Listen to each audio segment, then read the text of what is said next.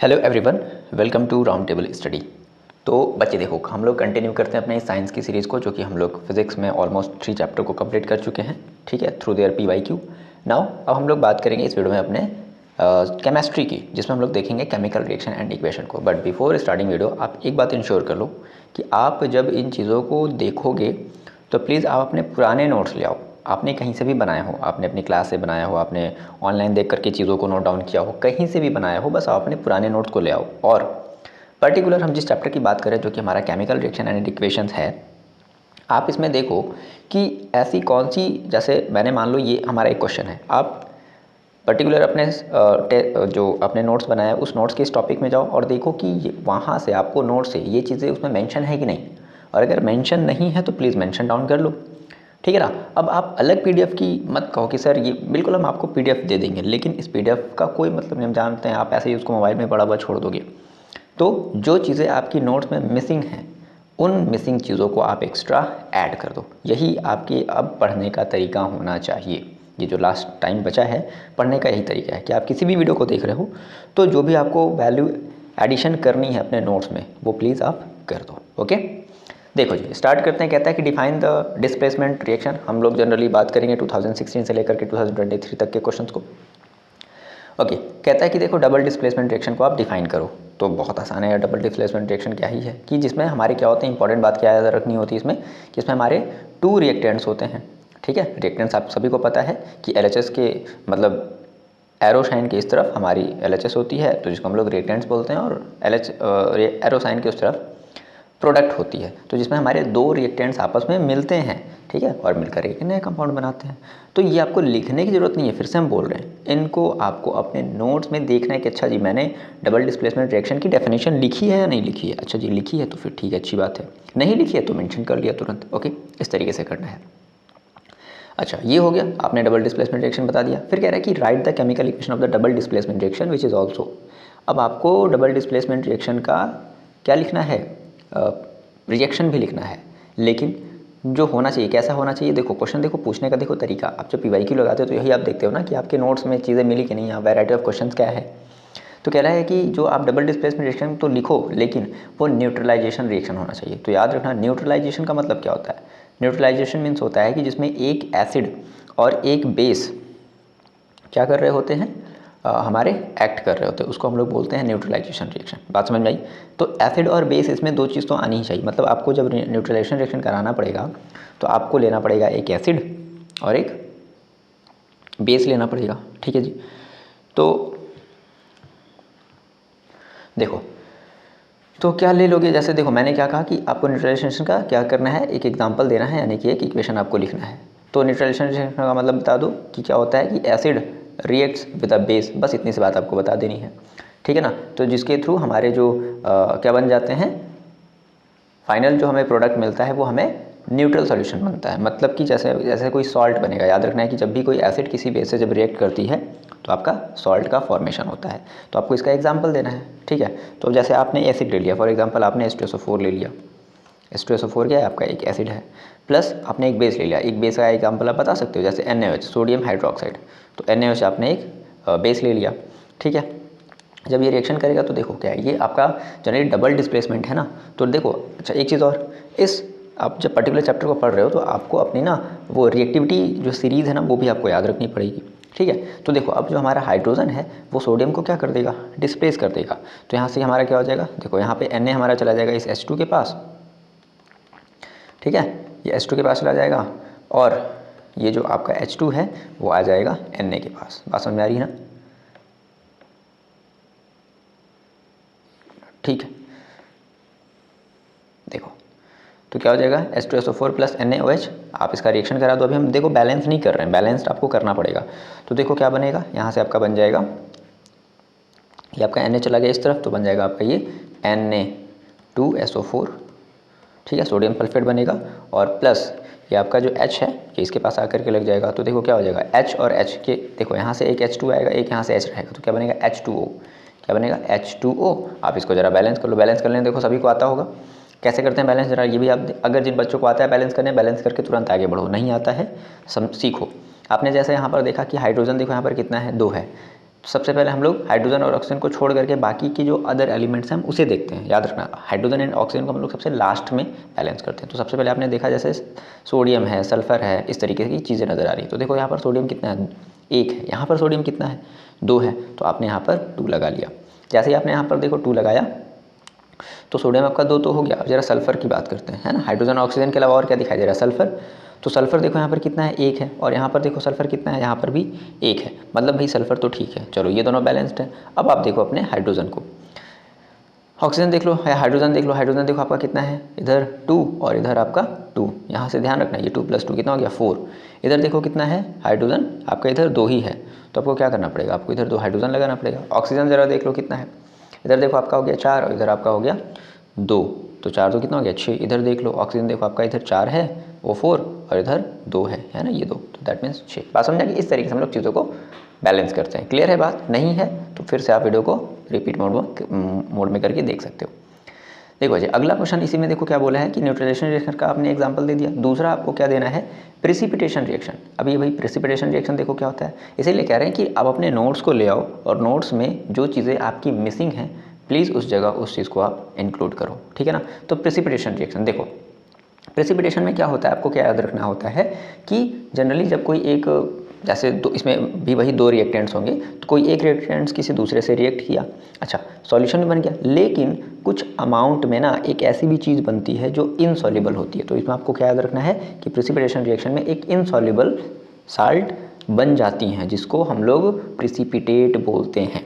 बात समझ आई, जिसको हम लोग प्रेसिपिटेट बोलते हैं। और इसी रिएक्शन को हम लोग बोलते हैं प्रेसिपिटेशन रिएक्शन, मतलब जिसमें कुछ इनसॉल्युबल चीज़ें बन जाए, दैट इज़ कॉल्ड प्रेसिपिटेट। तो उसी को हम लोग बोलते हैं प्रेसिपिटेशन रिएक्शन। अब देखो आपको इसका एग्जाम्पल भी पूछ रहा है, तो देखो इसका एग्जाम्पल हो जाएगा, आपको याद रखना पड़ेगा। आपने लेड नाइट्रेट हम लोग जनरली लेंगे PbNO3, ठीक है। तो लेड नाइट्रेट को हम लोग क्या कराएंगे, PbNO3 का होल ट्वाइस होता है, PbNO3 लेड नाइट्रेट का फॉर्मूला होता है PbNO3 का होल ट्वाइस। हम लोग इसको रिएक्ट कराएंगे पोटेशियम आयोडाइड से, Ki से, ठीक है। तो देखो यहाँ पे क्या हो जाएगा, सेम वही चीज़ है, Pb क्या कर देगा, पोटेशियम को डिस्प्लेस कर देगा। बात समझ आई ना। तो यहाँ पर हो जाएगा Pb और I, और Pb की बैलेंस देखो होती है 2, तो PbI2, ये आपको याद रख लेना है, ठीक है। और यही हमारा होता है प्रेसिपिटेट। तो प्रेसिपिटेट है तो हम एरो का निशान नीचे लगाएंगे, मतलब ये नीचे जा कर के जम गया। जैसे एग्जांपल के तौर पे समझो, जैसे आप जब पानी में जब चॉक डालते हो तो क्या होता है, चॉक थोड़ी देर तक घुलता है, उसके बाद फिर वो जा करके नीचे बैठ जाता है। तो दैट इज़ यही, ये जो PbI है जिसको हम लोग बोलेंगे लेड आयोडाइड, ये जा करके नीचे बैठ जाएगा, ठीक है। और यहाँ से आपका क्या निकल जाएगा, तो K चला जाएगा यहाँ पर, तो KNO3 हो जाएगा, KNO3 हो जाएगा। आप सबका जब भी देखो, जब भी आप रिएक्शन को लिखा करोगे तो इसके नीचे उसका नाम जरूर लिखना। एग्जाम हॉल में जब आप अपनी कॉपी में जब लिख रहे होगे तो इसके नीचे प्लीज़ इनका नाम जरूर लिखना। तो ये आपका लेड नाइट्रेट है, हम यहाँ पर देखो लिख दे रहे हैं, लेड नाइट्रेट होता है ये, ठीक है। और ये आपका है पोटेशियम आयोडाइड, पोटेशियम आयोडाइड। ये आपका देखो PbI2 है, मतलब लेड आयोडाइड है, लेड आयोडाइड, ठीक है, लेड आयोडाइड। ये भी आपका आयोडाइड होगा, आयोडाइड नहीं, आयोडाइड, ठीक है। ये आपका हो जाएगा पोटेशियम नाइट्रेट, पोटेशियम नाइट्रेट। तो इन बातों को आप जरूर अपनी कॉपी में मेंशन करना। अगर आपके नोट्स में ये चीज़ें नहीं हैं तो प्लीज़ मेंशन दें। Okay, moving on. देखो नेक्स्ट क्वेश्चन, ये बात समझ में, इस तरीके से हम लोग क्वेश्चन को देखते हुए चलेंगे। प्लस उसके बाद भाई जब आप अपने नोट्स देखो, आपको एक फ़ायदा क्या होगा कि जब आप अपने नोट्स में जब इस चीज़ों को जब मेंशन करोगे ना, तो आपकी जो पुरानी वाली चीज़ें वो भी तुरंत, भले ही वो ये मान लो कि इससे रिलेटेड और कोई आपकी नोट्स में चीज़ें रही होंगी, लेकिन अब यहाँ पर तो ये चीज़ नहीं है, लेकिन जब आपने उसको नोट्स में देखोगे तो कहोगे हाँ ये भी चीज़ मेरी भी रिवीजन हो गई। तो ऐसे आप करते हुए चलो। Okay, moving on next. देखो जी, आपका सेकंड क्वेश्चन है, कह रहा है कि while electrolysing water before passing the current some drops of acid are added by. देखो कभी कभी क्या होते हैं कि कुछ वाटर जो होते हैं वो बहुत ज़्यादा bad conductor of electric current होते हैं, है ना, मतलब कि उसमें आसानी से इलेक्ट्रिक करंट फ्लो नहीं हो पाती। तो ऐसा जो हम करते हैं तो इसकी वजह से हमारी जो वाटर है वो अच्छी कंडक्टर बन जाती है इलेक्ट्रिसिटी की। ओके, तो आप क्या बताओगे कि एसिड क्यों ऐड किए जाते हैं? सिंपल सा रीज़न आप दे दोगे क्या, कि because this allow the current to pass through the solution easily, मतलब अब उसमें जो करंट है ना वो आसानी से फ्लो होगा, है ना। इस बात को आप याद रखोगे। उसके बाद name the gas liberated at the cathode and anode उसके बाद right the relationship between the volume of gas collected at the anode and the volume of gas collected at the anode. देखो जनरली आपसे पूछ लिया कि obvious बात है, आपने ये पढ़ा होगा, जनरली आप बता सकते हो क्या यहाँ पर कौन से रिएक्शन की बात हो रही है, which type of reaction is this. आप यहाँ पर कौन से रिएक्शन की बात कर रहे हो, आप यहाँ पर बात कर रहे हो डीकम्पोजिशन रिएक्शन। तो जब आप अपने नोट्स में जब आप देखोगे तो आप उसमें डीकम्पोजिशन रिएक्शन को जरा देखो, उसकी एक बार आपने डेफिनेशन देख ली पलट करके, ठीक है ना। अब ये जो डीकम्पोजिशन रिएक्शन हम लोग इसमें देखते थे कि हमारी डीकम्पोजिशन रिएक्शन जनरली 3 तरीके के होते थे, जिसमें से ये थर्ड वाला पार्ट है ना, जिसमें हम लोग क्या करते थे, हम लोग इलेक्ट्रिक करंट के थ्रू किसी भी सब्सटेंस को ब्रेक करने का काम कर रहे हैं। ओके, तो अब यहाँ से आपसे ये पूछ रहा है कि कौन सी गैस रिलीज होती है। तो ज़रा देखो, आपके पास अगर वाटर है, आपने कहा सर मेरे पास H2O था और H2O को हमने क्या किया, हमने इसमें डिकम्पोज किया, ठीक है, इलेक्ट्रिसिटी के हेल्प से हमने इसमें इलेक्ट्रिसिटी अप्लाई करी, तो जिसकी वजह से ये 2 पार्ट में ब्रेक हो गया। कौन कौन से 2 पार्ट में ब्रेक हो गया, एक हमारा यहाँ से निकला हाइड्रोजन गैस और एक यहाँ से निकला O2 मतलब कि ऑक्सीजन गैस। ओके, अब आप जब इसको बैलेंस करोगे तो देखोगे कि यहाँ हाइड्रोजन कितना है, तो है यहाँ पे हाइड्रोजन 2 है, लेकिन यहाँ ऑक्सीजन 2 है, लेकिन यहाँ ऑक्सीजन 1 है, तो यहाँ पर आपको 2 करना पड़ेगा। अब इसकी वजह से हाइड्रोजन देखो यहाँ कितने हो गए, 4 हो गए, तो यहाँ पर हाइड्रोजन 2 है और यहाँ आपको 2 करना पड़ेगा। अब जरा समझना बात, तो आप कौन कौन सी गैस बताओगे कि हाइड्रोजन गैस इज लिबरेटेड, तो कौन सी 2 गैस निकल रही है, हाइड्रोजन गैस निकल रही है और एक दूसरी ऑक्सीजन गैस निकल रही है जी। अच्छा जी, अब एक चीज़ आपसे और भी पूछा है कि नहीं ये तो बताओ, ठीक है, अब वो बताओ कि किस जगह पर हाइड्रोजन गैस आती है और किस जगह पर एनोड आती है। सर ये कैथोड और एनोड क्या आ गया। देखो आपने अपनी एनसीईआरटी में एक चीज़ देखा होगा कि जनरली इस तरीके से आप बीकर लगाते हो, यहाँ पर आप 2 चीज़ें देते हो, आप एक बैटरी को कनेक्ट करते हो प्लस से, मतलब जब आप बैटरी लगाते हो तो एक जैसे 2 इलेक्ट्रोड होते हैं ना, यहाँ पर आप 2 इलेक्ट्रोड रखते हो, है कि नहीं।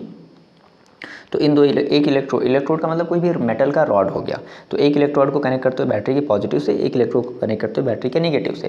तो देखो जो पॉजिटिव वाला जो आपका होता है ना, इसे हम लोग बोलते हैं एनोड। क्या बोलते हैं बच्चे, याद रखना, पॉजिटिव वाले को क्या बोलते हैं, एनोड बोलते हैं, ठीक है। और निगेटिव वाले को क्या बोलते हैं, निगेटिव वाले को हम लोग बोलते हैं कैथोड, निगेटिव वाले को क्या बोलते हैं, कैथोड।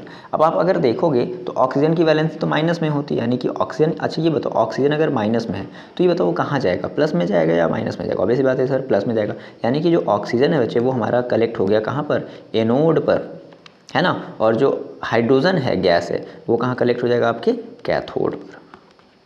ये बात समझ में आ रही है, ठीक है। कैथोड ऐसे याद रख सकते हो, जैसे आप इलेक्ट्रॉन को बोलते हो कैथोड रे बोलते हो, इलेक्ट्रॉन को आप क्या बोलते हो, कैथोड रे। तो कैथोड का मतलब क्या, निगेटिव चार्ज, है ना, इसलिए। तो हाइड्रोजन जो गैस होगी वो कलेक्ट हो जाएगी कैथोड पर और ऑक्सीजन गैस हो जाएगी कलेक्ट हो जाएगी एनोड पर। अच्छा एक चीज़ इसमें आपसे और पूछा है क्या, कि the volume of gas collected at the anode and the volume of gas collected at the cathode, ये भी बताना है कि क्या है, मतलब किस पर ज़्यादा है। तो आप देख रहे हो, साफ साफ देख रहे हो कि जो हाइड्रोजन है वो देखो कितने अमाउंट में है, हाइड्रोजन के 2 मोल है और ऑक्सीजन का कितना मोल है, 1 मोल है, यानी कि हाइड्रोजन गैस ज़्यादा प्रोड्यूस हुई है। तो किस पर ज़्यादा गैस आपको मिलेगी, कैथोड पर ज़्यादा गैस मिलेगी एज कंपेरिजन टू एनोड। तो वही बात देखो यहाँ पर लिखी गई है कि oxygen gas is liberated at, ठीक है ये हो गया, the volume of gas collected at the cathode is twice, cathode पर आपको जो गैस मिलेगी वो क्या हो जाएगी, ट्वाइस हो जाएगी एज कलेक्टेड टू एनोड। देखो हम फिर से आपसे कहेंगे कि इन चीज़ों को आप प्लीज़ अपने नोट्स में मेंशन करो, आप एक्स्ट्रा कुछ मत बनाओ। आपने जहाँ से जो भी नोट्स बनाया है, आपने मेरी क्लास देखी, आप चाहे जहाँ से आपने कोई ऑफलाइन कोचिंग लिया, ऑनलाइन कोचिंग लिया, कहीं से भी आपने नोट्स तो बनाया होगा ना साइंस में, तो आप उस नोट्स में जा करके अगर आपके पेजेस भरे हुए हैं तो आप एक्स्ट्रा पेज लगा करके इन चीज़ों को प्लीज़ ऐड करो, अगर नहीं मेंशन है तो। ओके, मूविंग ऑन, देखो नेक्स्ट क्वेश्चन क्या कह रहा है कि what is observe when silver chloride is exposed to sunlight. कह रहा है कि ऑब्वियसली बात है, देखो हम लोग ये पढ़े होंगे, आपने अगर डीकम्पोजिशन रिएक्शन पढ़ा होगा, ये भी आपका किसका एग्जांपल हो गया, ये भी आपका हो गया डीकम्पोजिशन रिएक्शन का एग्जांपल हो गया। तो कह रहा है कि बताओ क्या होता है, तो ऑब्वियसली बात है देखो क्या हो जाएगा, when silver chloride is expose to sunlight it decomposes, क्या हो जाएगा, सिल्वर क्लोराइड है ना, इट डीकम्पोजेज, किस में डीकम्पोज हो जाएगा, to form silver metal and chlorine gas. Silver है क्लोराइड है तो सिल्वर मेटल अलग हो जाएगा, डीकम्पोज का मतलब क्या होता है, ब्रेक होना, टूटना, ठीक है। तो आप इसका रिएक्शन भी लिख लो, देखो क्या हो जाएगा, Ag और प्लस, एक मिनट, सिल्वर क्लोराइड है तो AgCl2, AgCl2, आप इसको डीकम्पोज कर दो, यहाँ पर आप क्या यहाँ पर आप क्या लिख दोगे, सनलाइट आप यहाँ पर लिखोगे, तो देखो कितना हो जाएगा, ये आपका हो जाएगा Ag अलग हो जाएगा और आपका जो क्लोरीन गैस है वो वो अलग हो जाएगी। तो आप इसको ज़रा बैलेंस कर लेना।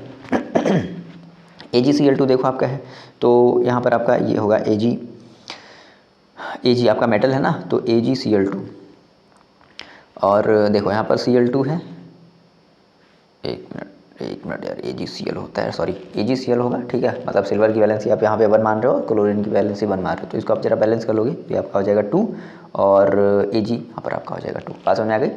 तो क्या हो जाएगा, from silver metal and chlorine gas अलग हो जाएगी। Moving on next question. देखो जी, ये आपका जो क्वेश्चन कह रहा है कि मेंशन विद द रीज़न, आपसे बस वो रीज़न जानना चाहता है ना, ध्यान देना इस वर्ड को। The colour changes observe when, पहला है silver chloride is expose to sunlight. तो अब अपने अगर नोट्स में अगर आपने लिखा है तो आपको इसका आंसर बड़े आसानी से मिल जाएगा, और अगर नहीं मिल रहा है तो प्लीज़ आप इसको मेंशन कर लो। तो कह रहा है कि ये बताओ, जब सिल्वर क्लोराइड जब हम सनलाइट में जब एक्सपोज करते हैं तो उसका कलर बदल जाता है। हाँ जी बिल्कुल बदल जाता है, तो इसका रीज़न बताना है। देखो आप इसका सिंपल सा रीज़न ये बता सकते हो, जो ए वाला है, आप ये कहोगे कि इट अंडरगोज, यानी कि सिल्वर, इट का मतलब क्या, सिल्वर क्लोराइड अंडरगोज, कौन सा रिएक्शन होता है बता सकते हो आप, photo decomposition reaction, photo decomposition, photo decomposition reaction, ठीक है। अब फोटो डिकम्पोजिशन रिएक्शन होता है तो जिसकी वजह से सिल्वर क्लोराइड का जो कलर है वो एक्सपोज होकर के कुछ और हो जाता है। तो कैसा होता है, देखो जनरली हमारा जो सिल्वर है वो, सॉरी जो सिल्वर क्लोराइड है, सिल्वर क्लोराइड, जैसे ऐसे समझो, मैंने कहा इसका सिंपल सा काम, ये आप एक रिएक्शन भी दोगे, यानी कि आप दोगे AgCl, सिल्वर क्लोराइड आपने लिखा, ठीक है। अब आप यहाँ पर लगाओगे सनलाइट, प्रेजेंस ऑफ सनलाइट की प्रेजेंस में ये क्या होता है, ये डिकम्पोज, तो आपको पता है फोटो डिकम्पोज मतलब चीज़ें अलग अलग होंगी, या तो Ag अलग होगा और सिल्वर अलग होगा, तो यहाँ से हो जाएगा Ag और यहाँ से हो जाएगा Cl2। अब यहाँ पर आप बैलेंस कर लोगे तो सिल्वर क्लोराइड है तो यहाँ पे Cl2 है तो आपको यहाँ पर 2 लगाना पड़ेगा, ठीक है, और आपको भी यहाँ पर 2 लगाना पड़ेगा। देखो सिल्वर क्लोराइड जो जनरली होता है वो आपका वाइट कलर का होता है, ठीक है। तो आपने बता दिया कि क्या हो जाएगा, कलर चेंज होगा, तो वाइट कलर अब किस में बदल जाएगा, जो सिल्वर है ये आपका हो जाएगा ग्रे कलर का, ठीक है, ये आपका ग्रे कलर का हो जाएगा, ये आपका ग्रे इन कलर हो जाएगा, और जो क्लोरीन गैस है वो हल्की सी ग्रीनिश कलर की हो जाएगी।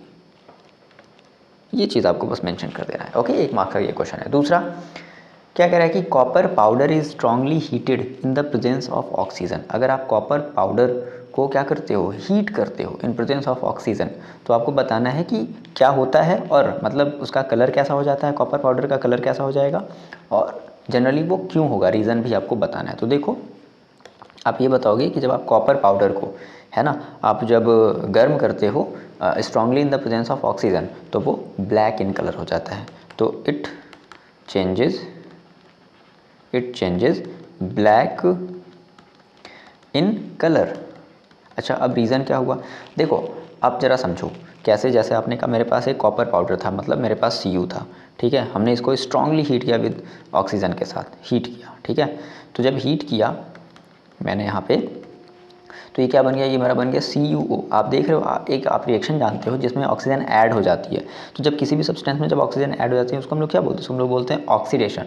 तो यहाँ पर जो आपका कॉपर होगा ये हल्का ब्राउनिश कलर का होगा, ये ध्यान रखना, ये ब्राउनिश कलर का होगा, लेकिन अब आपका जो आंसर होगा, ये जो कॉपर ऑक्साइड बना है ये हमारा हो जाएगा ब्लैक इन कलर, ठीक है, ब्लैक कलर का हो जाएगा। इसको ज़रा आप बैलेंस भी कर लेना, यहाँ पर आप लगा लोगे 2 और यहाँ पर भी आप लगा लोगे 2, ओके, ये बात ध्यान रखनी है।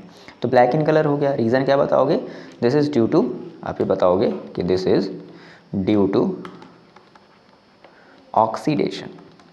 यहाँ पर क्या हो गया, ऑक्सीडेशन हो गया, किसका ऑक्सीडेशन हो गया, कॉपर का, किसमें, कॉपर ऑक्साइड में। ये बात समझ में आ गई, क्लियर है बात, ठीक है। तो कॉपर हमारा यहाँ पर जो मेटल है वो अंडरगोज हो जा रहा है ऑक्सीडेशन में, ओके, ये बात आप जरूर मेंशन करोगे। यही चीज़ आपका वो जानना चाहता है, ये चीज़, और ये चीज़ ब्लैक इन कलर, ये वाली बात वो जानना चाहता है।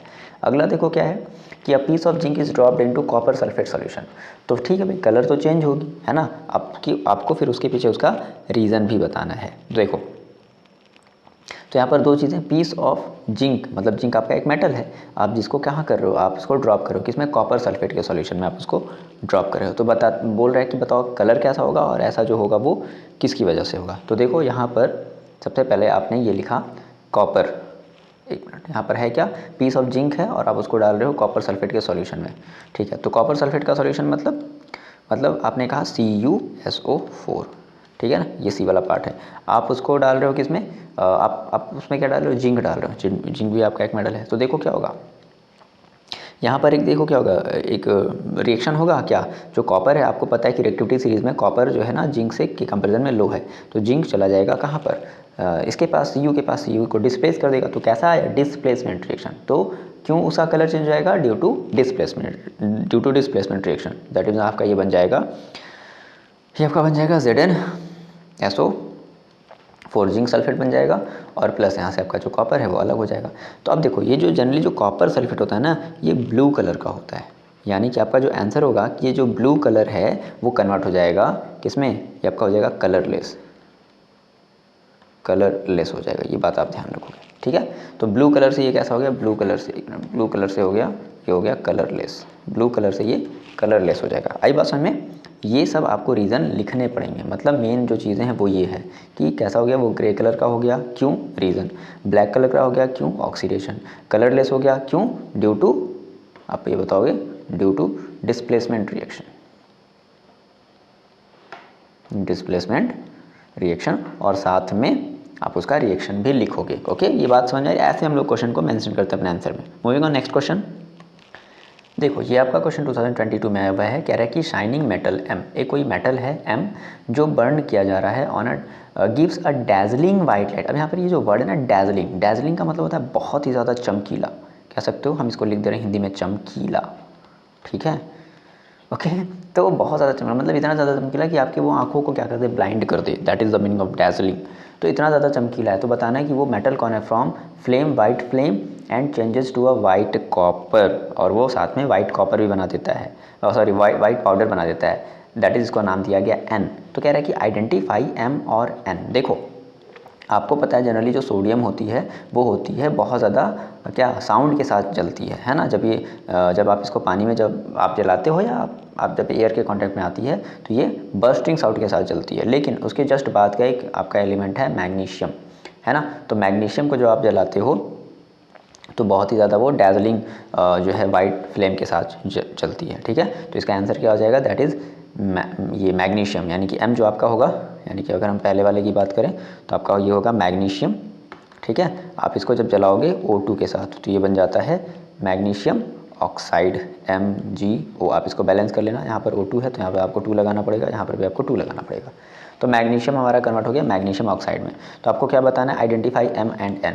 तो ये हमारा है M, ये M है मैग्नीशियम, और ये मैग्नीशियम ऑक्साइड आप यहाँ पर लिख देना, मैग्नीशियम ऑक्साइड जो कि N है, और इसी को हम लोग बोलते हैं वाइट पाउडर। ये इतना ज़्यादा जल गया कि एकदम ये वाइट पाउडर में बदल गया, ठीक है जी, बात समझ में आ गई। अगला देखो, represent the above reaction in the form of, चलो भैया हो गया ये तो हमारा, हमने अरे ये तो मतलब सॉरी ये हमारा A पार्ट था, ये हमारा B पार्ट हो गया, देख रहे हो। आइडेंटिफाई M एंड N, तो M को आप बताओगे कि M इज़ मैग्नीशियम, या आप लिख लोगे M इज़ मैग्नीशियम, एंड जो N है N is magnesium oxide MgO, magnesium oxide. Okay, ये बात समझ आ गई। आगे देखो क्या कह रहा है कि डज M अंडरगो ऑक्सीडेशन और रिडक्शन। आपसे ये आपको ये 2 ऑप्शन दे दिया कि भैया अंडरगो गया है किसके, ऑक्सीडेशन या रिडक्शन, तो बता दो, देख लो। Mg में यहाँ पर आपको फाइनल प्रोडक्ट O मिल गया ना, यानी कि यहाँ पर Mg में O नहीं था और यहाँ पर Mg में O आ गया। तो एक ऐसा रिएक्शन जिसमें पर्टिकुलर किसी एलिमेंट में जब ऑक्सीजन जुड़ जाता है उसे हम लोग बोलते हैं ऑक्सीडेशन रिएक्शन। तो आप यहाँ पर क्या बताओगे कि आपका जो C वाला पॉइंट हो जाएगा कि जो M है, M इज़ अंडरगोन,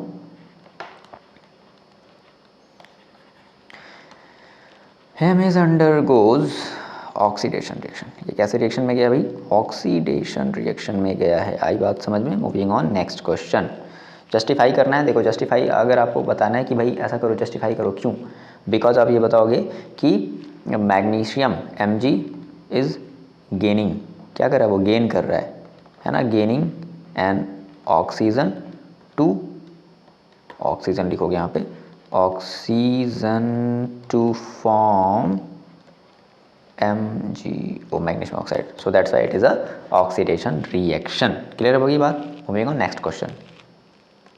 देखो जी बच्चे, ये आपसे बोल दिया कि what is the balance chemical equation. आप अपने इसको नोट्स में देखो, आपको लिखने की जरूरत नहीं है, आप इसको अपने नोट्स में देखो कि ये चीज़ें मेरे नोट्स में मेंशन है, तो बड़ी अच्छी बात है, ठीक है। तो इक्वेशन जैसे कि क्या होता है कि equal number of atoms of each element on both side of an arrow is called balanced chemical reaction. Okay, अब इसका साथ में एक एग्जाम्पल भी देना। बहुत सारे एग्जाम्पल, सर कौन सा एग्जाम्पल थे यार, H2 वाला दे दो, ठीक है, कि H2O है, ये ब्रेक हुआ, क्या बन गया H2 + O2, आप इसे बैलेंस कर लो, ठीक है। H2O है तो देख लो O2 है, तो O2 यहाँ पर कितना है 2 है, तो यहाँ पर आपने 2 लगा दिया और यहाँ पर भी आपने 2 लगा दिया। इस तरीके से आपका ये बैलेंस्ड हो गया। अब देखो आगे क्या बोला है कि name the type of chemical reaction which takes place when quick lime. तो सबसे पहले तो आपको देखो कुछ ना हो लेकिन आपको क्विक लाइम का फॉर्मूला याद होना चाहिए। अब देखो आप क्या करोगे, अब आप जब आप इस सीरीज़ को जब आपने स्टार्ट किया केमिस्ट्री में ना, तो आप अपनी एक अलग पेज बना लो। मैंने बच्चों को बोल भी रखा है कि जनरली जो बच्चे मेरे कोचिंग में पढ़ते हैं उनको पता होगा कि वो सर एक अलग पेज बनवा देते हैं और जो भी ऐसे फॉर्मूले टाइप के आते हैं उनको एक अलग से सर लिखवा देते हैं।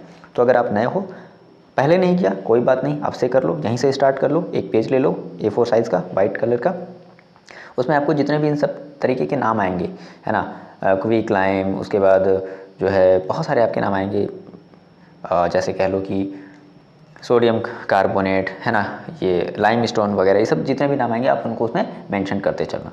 तो देखो क्विक लाइम का मतलब क्या होता है कि CaO, कैल्शियम ऑक्साइड इसको हम लोग बोलते हैं, ठीक है, इज़ एडेड टू वाटर। तो बताना है कि name the type of chemical reaction, बताना है कि किस टाइप का केमिकल रिएक्शन होगा। तो ज़रा देख लो, आपने जब मिलाया CaO को, मतलब क्विक लाइम को आपने मिलाया कितने, वाटर के साथ मिलाया, H2O के साथ मिलाया, तो यहाँ से ये क्या हमारा बन जाता है, यहाँ से हमारे बन जाता है CaOH का होल ट्वाइस, ये हो जाता है, मतलब कैल्शियम हाइड्रोक्साइड जिसको हम लोग बोलते हैं, ठीक है। और जनरली देखो ये आपका जो रिएक्शन बता सकते हो, देख लो किस टाइप का ये रिएक्शन है। तो यहाँ से देखो एक चीज़ और रिलीज़ होती है, हीट भी रिलीज़ होती है। तो आप यहाँ पे दो चीज़ बताओगे, देखो एक तो ये आपका कॉम्बिनेशन रिएक्शन है, ठीक है ना, ये किसका एग्जाम्पल आपका हो गया, कॉम्बिनेशन रिएक्शन का। और साथ ही साथ अभी आप ये भी बताओगे, अगर आपने मेंशन किया होगा अगर अपनी कॉपी में, तो अगर ये कॉम्बिनेशन रिएक्शन है तो ये एक एक्सोथर्मिक भी है। एक तो ये पहला हो गया कि भाई ये सर कॉम्बिनेशन रिएक्शन है, ठीक है, और दूसरा क्या है, ये हीट अगर निकल रही तो ऐसी रिएक्शन जिसमें हीट रिलीज होती है उसे हम लोग बोलते हैं एक्सोथर्मिक रिएक्शन बोलते हैं। ये बात समझ में आई? Okay, moving on next question. अच्छा, यहाँ से एक चीज़ और ध्यान रखना कि ये जो आपका CaOH जिसको हम लोग कैल्शियम हाइड्रोक्साइड बोलते हैं, इसका हमारा जो कॉमन है इसको हम लोग बोलते हैं लाइम वाटर। तो इस बात को भी अपनी पेज में नोट डाउन कर लो, लाइम वाटर। तो अगर आपसे कहीं भी क्वेश्चन में बोला लाइम वाटर, तो मतलब समझ जाना है कि आपको क्या बोल रहा है, CaOH का होल ट्वाइस। ओके, इन सब बातों को प्लीज़ फॉलो करो जो मैंने आपको जो बताया है, ओके, है ना। देखो बच्चे, तो ये कह रहा है question, give the chemical name of the reactants as well as the product of the following chemical reaction. Reactant क्या है आपको उसके बारे में बताना है, एंड प्रोडक्ट में क्या चीज़ है उसका आपको नाम लिखना है। तो वही आप अपने पास अपने बगल में आपका जो पेज है ना उसको आप रेडी रखो। देखो HNO3 है, CaOH का होल ट्वाइस है, CaNO3 का होल ट्वाइस है, एंड H2O है। ये जो आपका आप पहले बताओगे रिएक्टेंट्स, तो इधर वाली चीज़ों को हम लोग क्या बोलते हैं, रिएक्टेंट्स बोलते हैं, है ना। तो रिएक्टेंट में देखो क्या है, रिएक्टेंट्स में आपका क्या है, HNO3, इसको हम लोग बोलते हैं क्या, nitric acid.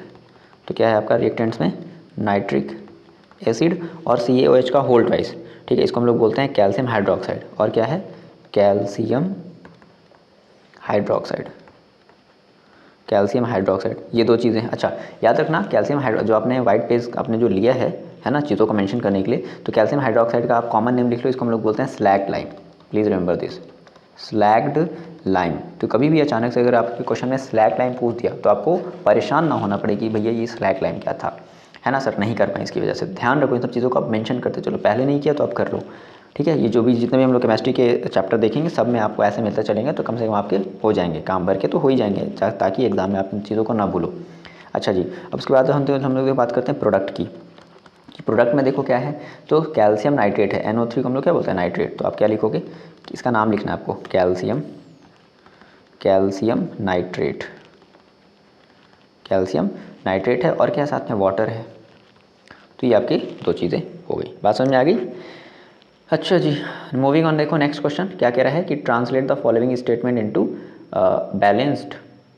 Balanced chemical equation. कह रहा है कि ट्रांसलेट करो इसको बैलेंस्ड केमिकल इक्वेशन में। क्या है, बेरियम क्लोराइड है, ठीक है। तो आपको बेरियम क्लोराइड का फॉर्मूला पता होना चाहिए, जिसको हम लोग बोलते हैं BaCl2। और फिर कह रहा है कि बैलेंस्ड केमिकल इक्वेशन में लिखना है। चलो ठीक है, तो बेरियम क्लोराइड मतलब BaCl2, barium chloride react with aluminium sulphate. Aluminium है और सल्फेट है, तो ध्यान रखना सल्फेट को हम लोग बोलते हैं SO4, और SO4 की वैलेंसी होती है बच्चे 2, ठीक है ना। SO4 की वैलेंसी हम लोग क्या लेते हैं, 2। तो एल्यूमिनियम और एल्यूमिनियम की वैलेंसी होती है कितनी, 3, ठीक है। तो क्या होता है, इस तरीके से क्रॉस मल्टीप्लाई होता है। तो एल्यूमिनियम सल्फेट आप कैसे लिखोगे, प्लस एल्यूमिनियम, मतलब कि Al2 हो जाएगा, देखो Al2 और SO4 का होल थ्राइस, SO4 थ्राइस, ये हो जाएगा।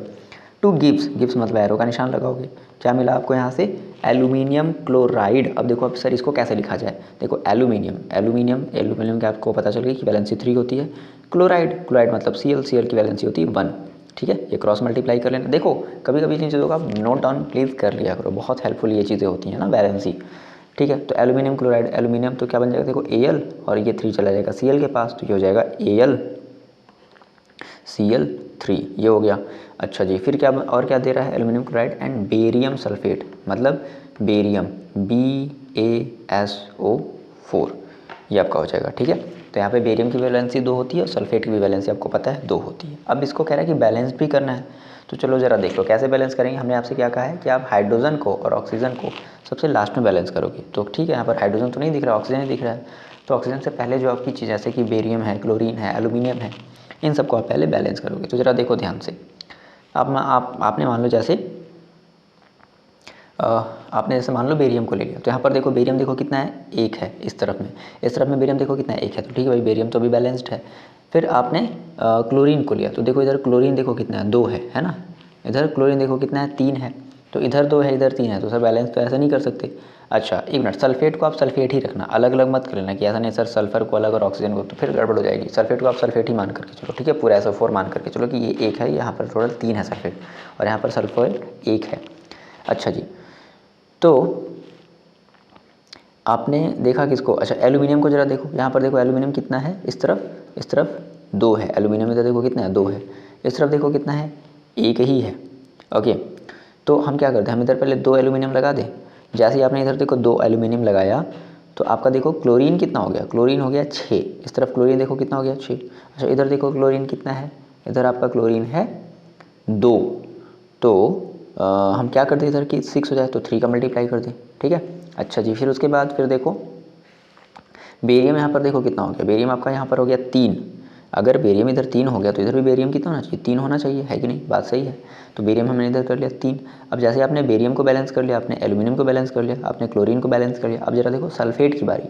सल्फेट ज़रा देखो क्या है, तो SO4 यहाँ पर कितनी बार है, 3 बार, और इधर SO4 देखो कितनी बार, 3 बार, तो दैट इज आपका बैलेंस्ड इक्वेशन हो गया। बात समझ में, इस तरीके से हम लोग चीज़ों को बैलेंस करते हुए चलते हैं।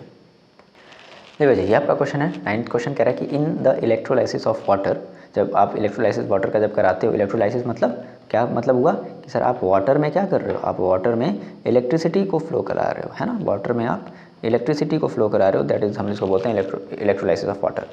तो क्या कह रहा है कि नेम द गैसेज, आपको ये सब सारी बातें नहीं लिखनी, बस इतना समझना है बस। Name the gases liberated at anode and cathode, तो भाई ऐसा तो हम लोग क्वेश्चन कर चुके हैं, और यही क्वेश्चन देखो आपको 2020 में भी पूछ दिया है ना, मतलब रिपीट कर रहा है।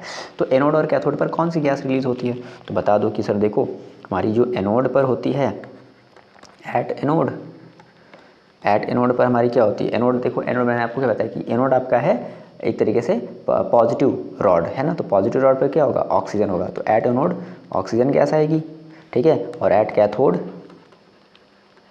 कैथोड हाइड्रोजन गैस आएगी, क्योंकि हाइड्रोजन हम लोग H+ मान करके चल रहे हैं, ठीक है। तो कैथोड हमारा क्या होता है, कैथोड हमारा होता है negative rod, okay, that is battery का निगेटिव टर्मिनल, तो हाइड्रोजन गैस लिबरेट होगी। उसके बाद दूसरा देखो आपसे क्या बोला है, ये आपका पहले क्वेश्चन का आंसर हो गया है ना। दूसरा देखो क्या बोला है कि why is it that the volume of the gas collected on one electrode is 2 times that on the other electrode, तो आपको ये भी पता है, तो आप ये बताओगे कि देखो जो कैथोड पर जो अमाउंट ऑफ गैस होती है वो डबल होती है, तो आप ये बताओगे बी वाले का आंसर कि amount of hydrogen gas at cathode is double, ठीक है, इज डबल देन ऑक्सीजन, जो कि कहाँ होती है, ऑक्सीजन कहाँ होती है, एट एनोड। रीज़न क्या बताओगे, बिकॉज, आप ये तो पहले बता दिए है ना, अब फिर ये बताओगे कि बिकॉज देखो होता क्या है जनरली, तो इसके लिए आपको अपना इक्वेशन आपको देखना पड़ेगा। आपने कहा सर देखो हम इक्वेशन जब लिखते हैं तो हम लिखते हैं सर H2O प्लस H2 और प्लस O2 ऐसा होता है, जिसमें आप यहाँ पर जब बैलेंस करते हो तो आप यहाँ पर लगाते हो क्या, आप यहाँ पर लगाते हो 2 और यहाँ पर भी लगाते हो 2। तो देखो आप ये कहते हो ना कि हमारा जो हाइड्रोजन है, हाइड्रोजन का देखो कितना है, 2 एटम है, और ऑक्सीजन का देखो कितना है, 1 ही एटम है, तो आप क्या कहोगे, आप ये बताओगे कि बिकॉज ऐसे बता दो, देखो वाटर इज composed of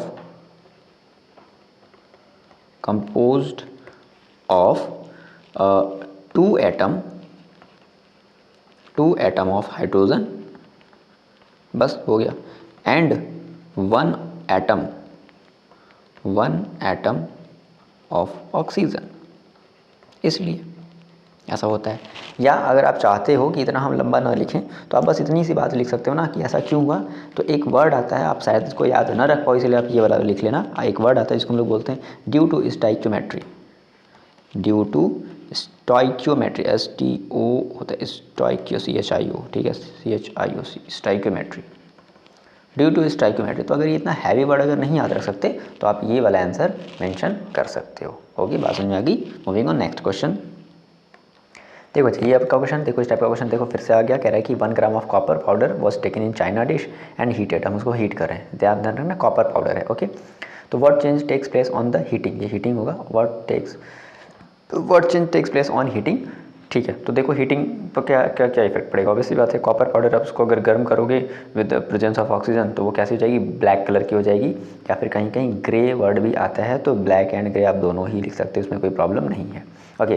तो the reddish brown surface of the copper powder became coated with a black substance which is copper oxide, ठीक है। उसके बाद when hydrogen gas is passed over this heated substance a visible change is seen, तो वही बता रहा है, ठीक है, जो कि जब आप इसमें हाइड्रोजन गैस पास करोगे तो फिर क्या होगा। तो फिलहाल जनरली हम ज़रूरत है कि उसकी बात कर लेते हैं। तो ये वाला चीज़ आपको समझना है कि वो कैसे कलर का हो जाता है, ठीक है। फिर उसके बाद आगे कह रहा है कि name the colour of the product formed in each case, तो ये पहला केस है, ये आपका है पहला केस, ठीक है। देखो तो यानी कि आपके पास है कॉपर पाउडर, दैट मीन्स आपके पास है Cu, ठीक है, प्लस आपने इसको हीट किया किसके साथ, ऑक्सीजन के साथ, मतलब O2 के साथ आपने इसको हीट किया। तो देखो ये क्या बन जाएगा, ये बन जाएगा CuO, कॉपर ऑक्साइड। तो आप यहाँ पे बताओगे तो ये जो कॉपर ऑक्साइड है ये आपकी बनी है, आप इसका पहले तो नाम लिख दोगे कि देखो ये कॉपर ऑक्साइड है, और साथ ही साथ ये बता दोगे कि ये कैसे कलर का है, ये ब्लैक कलर का है। अच्छा जी, फिर कह रहा है कि अगर हम क्या करें कि अगर हम इसके ऊपर हाइड्रोजन गैस अगर पास कराएं तो क्या होगा। देखो अगर आप इसको हाइड्रोजन गैस अगर आप इसके ऊपर पास कराओगे तो हाइड्रोजन गैस पास कराने से ये जो ब्लैक कलर की कोटिंग है वो वापस फिर से रेडिश ब्राउन हो जाएगी, है ना। क्यों, due to formation of Cu, है ना, मतलब हमारा ये रिडक्शन हो गया एक तरीके से। तो कहने का मतलब ये हुआ, देखो हमारे पास क्या था, CuO था, अब हमने इसमें क्या करा दिया, हाइड्रोजन गैस को पास करा दिया। तो क्या बन जाएगा, देखो ये आपका कैसा रिएक्शन बन जाएगा, ये आपका रिडक्शन रिएक्शन होगा ना, मतलब यहाँ से आप Cu से O हट जाएगा प्लस H2O आ जाएगा। बात समझ में आई, ठीक है। तो ये आपकी हो जाएगी reddish brown colour, reddish brown colour, ठीक है, ये रेडिश ब्राउन कलर की हो जाएगी। बात समझ में आई। इस तरीके से चीज़ों को समझते हुए आप अपने नोट्स में आगे बढ़ो। आपको इसको अलग से नहीं करना है, मेंशन नहीं करना है, ठीक है। हाँ बस उस नोट्स के आगे ईयर लिख दो कि देखो भैया ये इस ईयर में आया है, ऐसा क्वेश्चन आया है, okay. Moving on next question. देखो बच्चे ये आपसे जो क्वेश्चन पूछ रहा है, कह रहा है कि a compound A is use किया जा रहा है to in the manufacturing of the cement, when dissolve in water it evolves a large amount of heat. तो देखो आपको याद रखना पड़ेगा, मतलब एक ऐसा कंपाउंड जो सीमेंट बनाने में यूज़ किया जा रहा है, ओके। तो उस कंपाउंड A का नाम होगा CaO। आप जरा बता सकते हो क्या कि इस CaO को हम इसका कॉमन नेम क्या होता है, ठीक है। इसको हम लोग देखो बोलते हैं कैल्शियम ऑक्साइड, या इसका अगर आप कॉमन नेम बोलोगे तो आप इसको बोलोगे क्विकलाइम, ठीक है ना। इस बात को प्लीज़ अपनी नोट्स में नोट डाउन कर लेना, आपने जो A4 शीट का पेज बनाया है लिखने के लिए चीज़ों को, ठीक है। तो क्विकलाइम हम लोग यूज़ करते हैं। फिर देखो क्या कह रहा है कि जब हम इसको डिजॉल्व करते हैं वाटर में, it involves a large amount of heat, तो ये हीट भी देती है। तो वाटर में अगर आप इसे डिजॉल्व करोगे तो क्या कह रहा है कि हीट दे रही है and form a compound B। तो आइडेंटिफाई A एंड B। तो A आपका क्या है, क्विकलाइम है, और जो आपका B है, B आपका होगा CaOH का होल ट्वाइस। CaOH का होल ट्वाइस हम लोग बोलते हैं कैल्शियम हाइड्रोक्साइड, या इसी को बताओ हम लोग क्या बोलते हैं, slag lime, slagged lime, please remember this, slag lime, ठीक है। दूसरा चीज़, write the chemical equation for the reaction of A with water, मतलब ये जो A है ये आपका क्या है, ये A है, ये जो A है आपको इसका रिएक्शन लिखना है किसके साथ, वाटर के साथ। तो चलो जरा लिख दो, देखो क्या हो जाएगा। तो CaO कैल्शियम ऑक्साइड आपने लिया है, इसका आपने रिएक्शन करवाया है किसके साथ, H2O के साथ। तो देखो क्या बनेगा, इट गिव्स CaOH का whole twice, that means CaOH का होल ट्वाइस, और प्लस यहाँ से एक और चीज़ निकालोगे आप, हीट भी निकालोगे, बहुत ज़्यादा हीट रिलीज़ होती है। जैसे आपने देखा होगा कि जब आप चूने को पानी में डालते हो तो देखते हो ना पानी में ना क्या होने लगता है, मतलब एक तरीके से कह लो कि बबल्स बनने लगते हैं, मतलब वहाँ से हीट रिलीज होता है। ओके, आप इसको ज़रा बैलेंस भी देखो कर लेना। तो अगर आप इसको बैलेंस करना चाहो तो सी इसका होल्ड वाइज, 1 मिनट है, होल्ड वाइज बाहर रहेगा। देखो ये बैलेंस्ड है ना, वो देखो 2 बार है, तो नहीं 1 मिनट, ओ सी ओ, हाँ ठीक है, वो इधर भी 2 बार है, एक इधर और इधर भी 2 बार है ना, कैल्शियम भी 1 बार है। ओके, तीसरा देखो आपसे क्या बोला है कि राइट द, ये हो गया, list 2 type of reaction in which this reaction, क्या मतलब हुआ इसका कि ये जो रिएक्शन है ना, इस रिएक्शन को आप बताओ कि ये कौन से 2 टाइप का। देखो ये जो रिएक्शन है, obvious सी बात है, यहाँ पर 2 प्रोडक्ट हैं, सॉरी 2 रिएक्टेंट है, और 2 रिएक्टेंट मिलकर के एक ही प्रोडक्ट बना रहा है, तो आप बोलोगे कि ये कॉम्बिनेशन रिएक्शन है, कॉम्बिनेशन रिएक्शन है। ठीक है, पहली चीज़ यानी कि पहला आपने बता दी कॉम्बिनेशन रिएक्शन। दूसरा आप क्या बताओगे, देखो हीट भी निकल रही, तो अगर हीट रिलीज होती है तो क्या हो जाएगा, ये हमारा हो जाएगा एक्सोथर्मिक। एक्सोथर्मिक रीज़न क्या दोगे कि due to release of heat it is also termed as exothermic reaction. Please remember this चीज़। ओके, ये बात समझ में आ गई। Moving on next question. देखो बच्चे, अगला क्वेश्चन आपसे ये बोल रहा है कि lead nitrate solution is added to a test tube containing potassium iodide solution. ठीक है, मतलब एक पर्टिकुलर किसी एक टेस्ट ट्यूब में लेड नाइट्रेट के सॉल्यूशन को डाला जा रहा है। देखो लेड का मतलब याद रखना बच्चे पीबी, ठीक है, और नाइट्रेट हम लोग बोलते हैं NO3। अब पीबी की वैलेंसी याद रखोगे आप लोग 2, और नाइट्रेट की वैलेंसी आप लोग रखोगे 1, है ना। NO3 माइनस होता है, पीबी 2 प्लस होता है, तो क्या हो जाएगा, ये क्रॉस मल्टीप्लाई हो जाएगा, तो क्या बनेगा, लेड नाइट्रेट का मतलब PbNO3 का होल ट्वाइस। ध्यान रखना इस चीज़ को, तो हम क्या लिख देंगे, PbNO3 का होल ट्वाइस, इसको हम लोग बोलते हैं लेड नाइट्रेट। अब इसे किस में डाला जा रहा है, added to a test tube containing potassium iodide. Potassium iodide है, तो मतलब इसको हम लोग बोलते हैं Ki, है ना। पोटेशियम आयोडाइड का क्या हो जाएगा, Ki। तो हम लोग इसको रिएक्शन करा रहे हैं, तो देखो क्या करें कि write the name and colour of the compound precipitated. तो यहाँ पर एक प्रिसिपिटेशन रिएक्शन होता है, तो उस प्रिसिपिटेशन रिएक्शन में जनरली आप ऐसे समझो, जब इस PbNO3 को इस Ki के साथ मिलाओगे तो जो रिएक्शन आपका जो टर्म जो कहलाएगा वो कहलाएगा प्रिसिपिटेशन रिएक्शन। मतलब मैंने आपको डिस्कस किया था कि प्रिसिपिटेशन रिएक्शन का मतलब क्या, कि एक प्रिसिपिटेट का मतलब क्या होता है कि एक ऐसा सब्सटेंस जो इनसॉल्युबल हो, जो अच्छे से ना घुल पाए, दैट इज कॉल्ड प्रिसिपिटेट। तो यहाँ पर जो प्रिसिपिटेट बनता है वो बनता है आपका लेड आयोडाइड, मतलब PbI2। Please remember this. और इसका जो कलर होता है वो होता है येलो इन कलर, है ना, क्या होता है, येलो इन कलर। तो क्या हो जाएगा, write the name and colour of the compound which is precipitated. तो यहाँ पर आप बताओगे कि जो प्रिसिपिटेटेड कंपाउंड है, compound is lead iodide, that is PbI2। क्या बोलते हैं हम लोग इसे, लेड आयोडाइड, लेड आयोडाइड। ठीक है, अच्छा जी, उसके बाद फिर इसका कलर भी बताना है। इसका जो कलर होता है ना वो कैसा होता है, yellow in colour, which is yellow in colour, which is yellow in colour. अच्छा, दूसरा देखो आपसे क्या पूछा है, बी पार्ट, क्या कह रहा है कि write the balanced chemical equation for the reaction involve. ठीक है, तो आपको इसका रिएक्शन भी लिखना है, तो आपको पता ही चल गया कि पीबी लेड नाइट्रेट को हम लोग लिखते हैं PbNO3, और पोटेशियम आयोडाइड को हम लोग लिखते हैं Ki। चलो ज़रा देखो बता दूँ, तो आपने कहा देखो क्या, PbNO3 whole twice plus potassium iodide, that means K और I, potassium iodide Gibbs.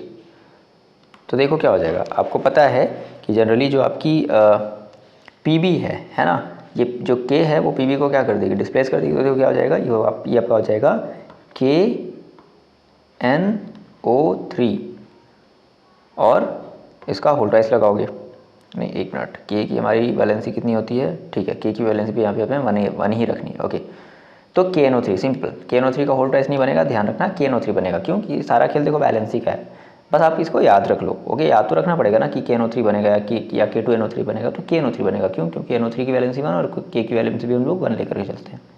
Okay जी, तो KNO3 बना, और क्या हो जाएगा देखो, अब ये जो PB है वो I के साथ आकर के जुड़ जाएगा, तो क्या बनेगा, PbI2, है ना, क्योंकि PB की वैलेंसी कितनी होती है, याद रखना 2, और आयोडीन की वैलेंसी 1 होती है, इसलिए PbI2 बन जाएगा।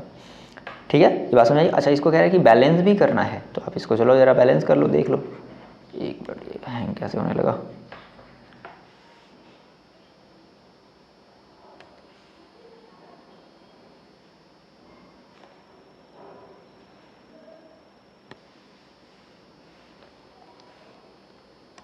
ओके जी, अगले वाले देखो इसके पार्ट पर आते हैं। Name the type of this reaction justifying your answer. तो देखो ये किस टाइप का रिएक्शन होगी, आपका हो गया प्रेसिपिटेशन रिएक्शन। बात समझ में आ गई।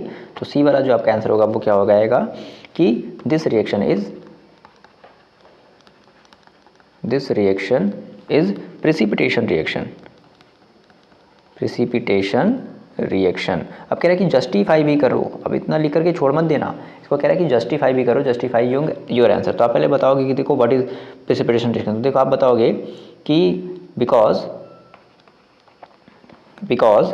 आप ऐसे कह लो कि क्या हो रहा है कि जनरली आपने दो चीज़ों को मिलाया है, PbNO3 और KI को मिलाया, तो व्हेन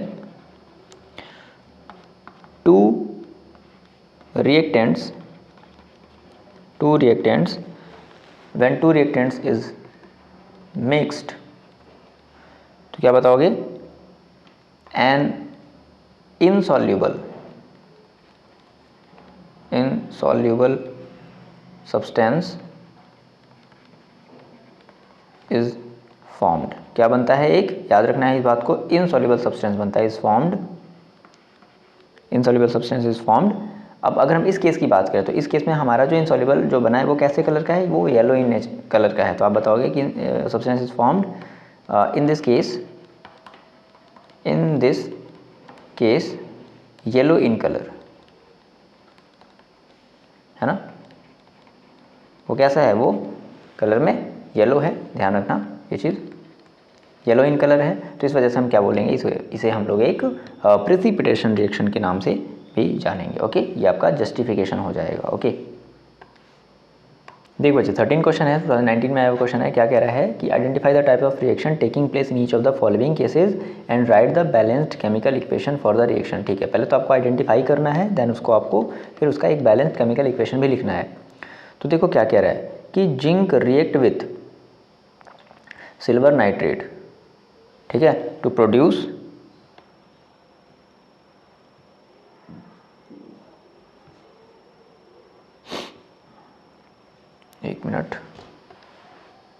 ठीक है, टू प्रोड्यूस सिल्वर नाइट्रेट।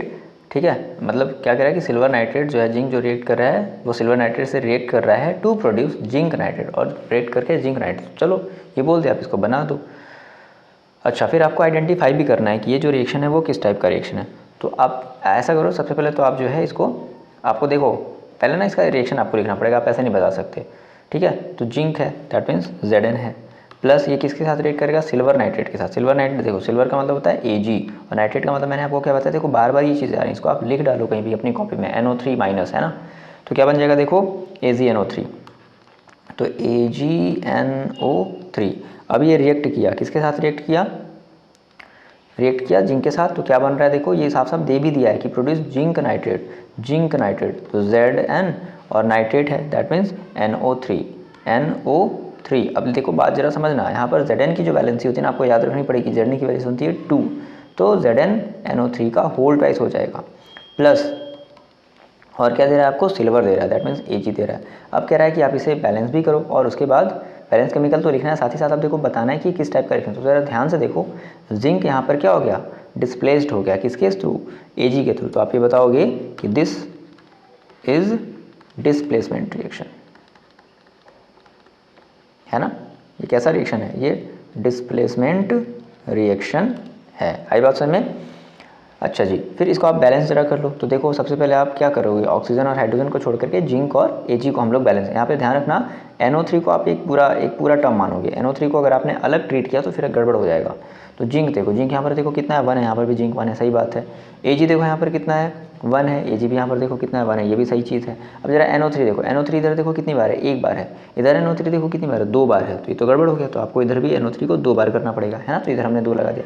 ऐसा करने से Ag देखो कितना हो गया, 2, तो इधर भी आप Ag को 2 लगा दो, ये आपका हो गया बैलेंस्ड। दूसरी चीज़ देखो आपसे क्या बोल रही है, ये बात समझ में आ गई ना। Potassium iodide react with lead nitrate. ठीक है जी, पोटेशियम आयोडाइड है तो पोटेशियम बोले तो K, और आयोडीन मतलब I। ठीक है, और दोनों की वैलेंसी होती है 1, इसलिए बन जाता है Ki। तो चलो हम देखो दूसरा वाला लिख लेते हैं, पोटेशियम आयोडाइड है दैट मीन्स Ki कहेंगे। ठीक है, react with lead nitrate. Lead का मतलब फिर से मैंने आपको क्या अभी जस्ट थोड़ी देर पहले डिस्कस किया है, Pb, और नाइट्रेट का मतलब क्या होता है, NO3, और इसकी वैलेंसी कितनी हो जाती है 1, और Pb की वैलेंसी कितनी होती है 2, ध्यान रखना, है ना। इन चीज़ों को लिख लो, देखो ये चीज़ें बार बार आ रही बच्चे, इन चीज़ों को आप लिख डालो अपनी कॉपी पे, है ना जी। मैंने जो पेज बनवाया वो इसी दिन के लिए बनवाया कि इन सब सारी चीज़ों को लिख लो ताकि आपकी ये सब नज़र के सामने रहे, है ना।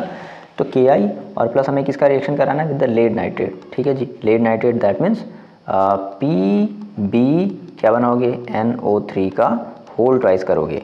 अब देखो ये रिएक्शन करके आपको क्या देंगी, तो क्या बनेगा, कह रहा है कि प्रोड्यूस, आपको दे भी दिया, इतना भी आपको हिंट देखो दे दिया ये कि पोटेशियम नाइट्रेट बन रहा है। तो पोटेशियम है दैट मीन्स K है, और नाइट्रेट का मतलब होता है क्या, NO3। और यहाँ पर पोटेशियम की भी वैलेंसी 1 होती है और नाइट्रेट की भी वैलेंसी कितनी होती है, 1, जो कि हम लोग बार बार देखो मेंशन किए हैं। एंड और साथ में क्या बन रहा है, लेड आयोडाइड भी बन रहा है। क्या बन रहा है, lead iodide that means PB, ठीक है। अब आपको पता है कि PB कितनी होती है, 2, और PBI, तो PBI ना रख करके क्या रखोगे, PBI2 रखोगे, क्योंकि आयोडीन की वैलेंसी कितनी होती है, 1, ये बात ध्यान रखो। तो क्रॉस मल्टीप्लाई होता है ना, बात समझ आ रही है ना, PB का 2 चला जाएगा I, बस इस तरीके से चीज़ों को आप याद रखने की कोशिश करो, ठीक है ना। अगर आप ये फर्स्ट चैप्टर पढ़ रहे हो मेरे साथ, तो हम आपको जैसे बताने की कोशिश कर रहे हैं, प्लीज़ समझो इस चीज़ को, ठीक है, ताकि आपको एग्जाम में ये चीज़ें बहुत ज़्यादा हेल्प करेंगी, देख लेना।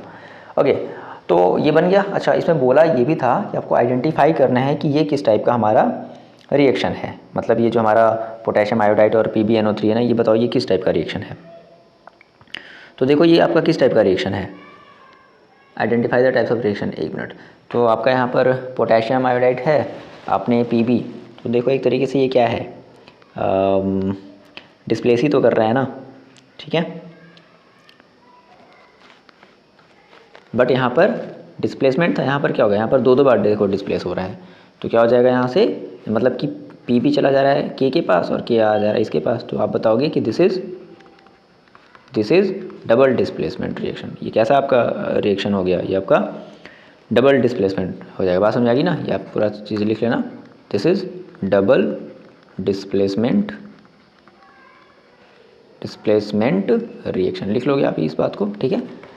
ये डबल डिस्प्लेसमेंट रिएक्शन का आपका एग्जाम्पल हो गया। आई होप की बात आपको क्लियर हो रही होगी। देखो इंपॉर्टेंट इसमें हम ये नहीं है, ये चीज़ हम जो बता रहे हैं ये इंपॉर्टेंट नहीं है, आपको कोई भी बता देगा, लेकिन जो आपको तरीका बता रहे हैं प्लीज़ इस चीज़ को आप फॉलो करो, ठीक है ना। उसके साइड में उनकी वैलेंसी को, आपने जो कॉपी बनाई उसकी वैलेंसी जरूर मेंशन कर लो।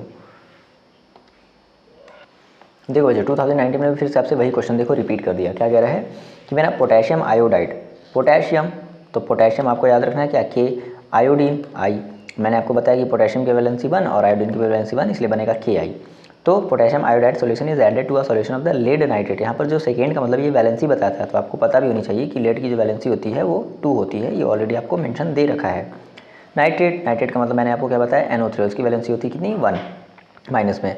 Test tube of precipitate is form. देखो ऐसा क्वेश्चन देखो अभी हम लोग किए थे। अगर आपको लगता है कि आप बहुत बहादुर हो और आप इसके सारे क्वेश्चन आप कर लोगे, तो प्लीज़ वीडियो को पॉज करके ट्राई करो।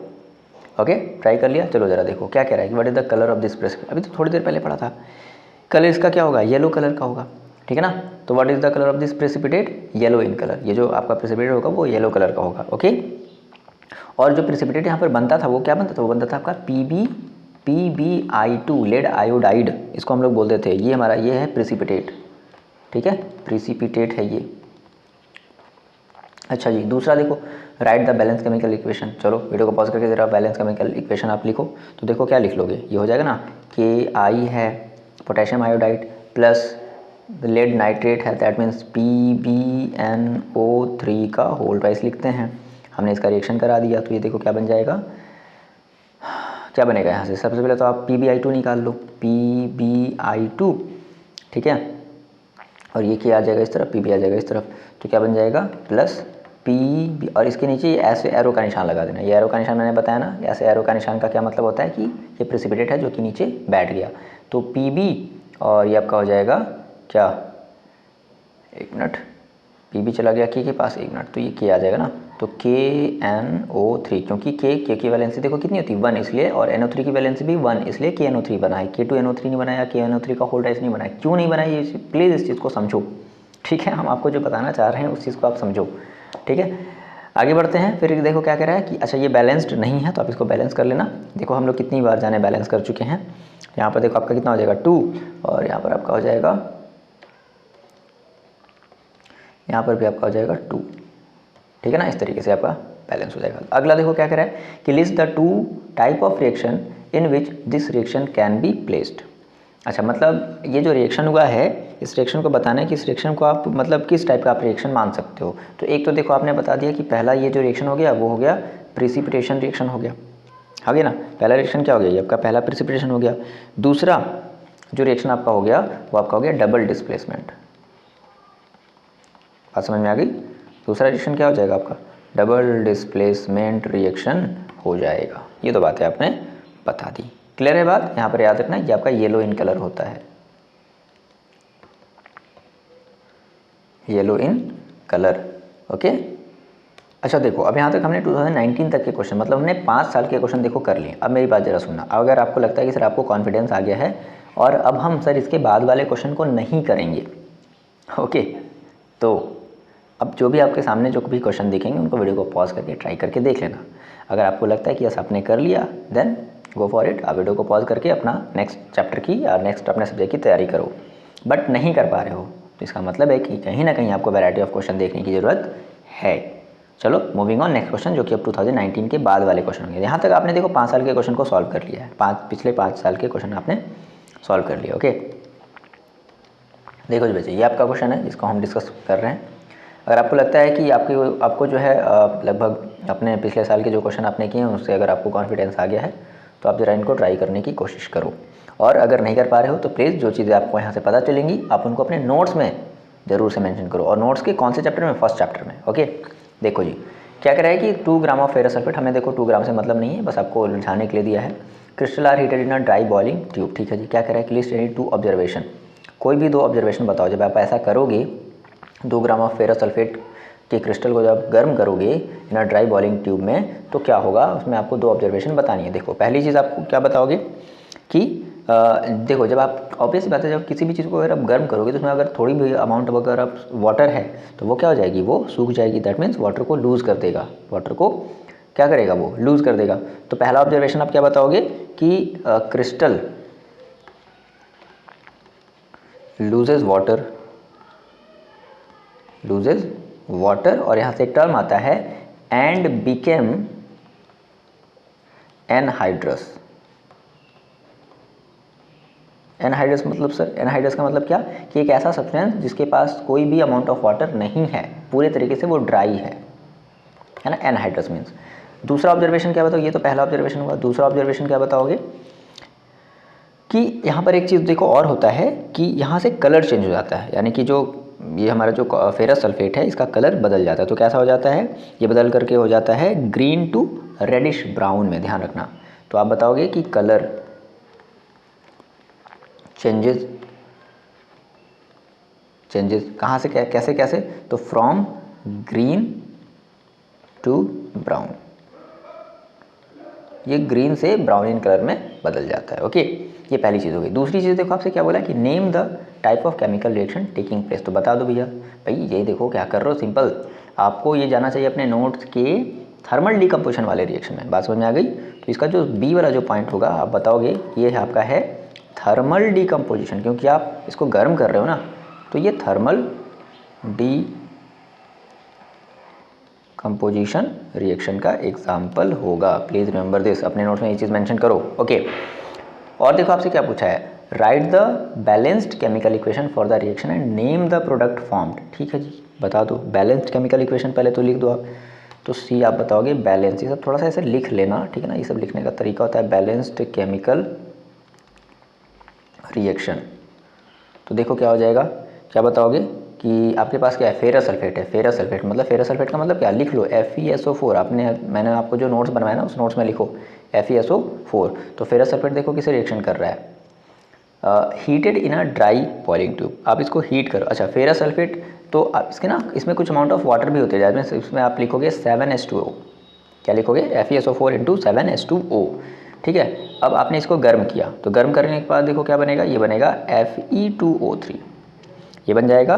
प्लस यहाँ से आपका सल्फर डाइऑक्साइड जो कि काफ़ी जहरीली गैस मानी जाती है, ये रिलीज हो जाएगा और साथ में अमाउंट ऑफ वाटर भी बाहर निकल जाएगा। अब इसको आप ज़रा बैलेंस कर लेना, ठीक है। तो देख लो मेरे ख्याल से ये बैलेंस है, 7H2O है, एक मिनट बैलेंस नहीं है। आप इसको बैलेंस करोगे तो गड़बड़ हो जाएगा, नहीं 7 2, ठीक है। इसको बैलेंस आप मत करना, इसको ऐसे ही छोड़ देना है ना। उसके बाद फिर इसमें आपको देखो और क्या बताना है, इसमें आपको ये भी बताना है कि name the product formed, product क्या क्या बना है आपको ये बताना है। तो जो आप प्रोडक्ट बनाओगे बताओगे, देखो प्रोडक्ट में आपका क्या क्या बन रहा है। तो पहले बन रहा है Fe2O3, ठीक है।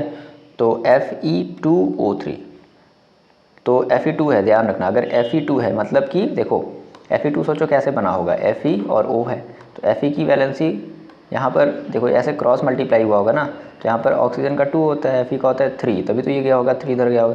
तो अगर Fe की वैलेंसी अगर हम 3 लेते हैं, ध्यान रखना बच्चों, अगर Fe की वैलेंसी 3 लेते हैं तो उसको बोलते हैं फेरिक। क्या बोला जाएगा? फेरिक बोला जाएगा, ठीक है, फेरिक। तो यहाँ पर देखो क्या है, फेरिक ऑक्साइड है। तो क्या बताओगे? फेरिक ऑक्साइड बोले तो Fe2O3। याद रखना कि अगर Fe2O3, अगर आयरन की वैलेंसी अगर आपने 3 लिए तो फेरिक बोलोगे, और अगर यही वैलेंसी अगर आप 2 लेते तो बोलते फेरस। क्या बोलते? फेरस, ठीक है।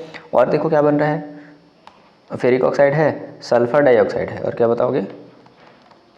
सल्फर डाई ऑक्साइड बताओगे, और क्या बताओगे? वाटर बताओगे।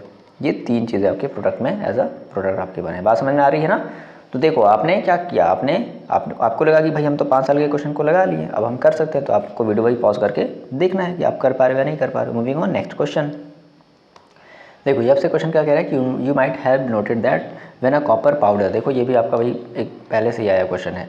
China dish the reddish brown surface of the copper powder became coated with a black substance, बताना है ऐसा क्यों।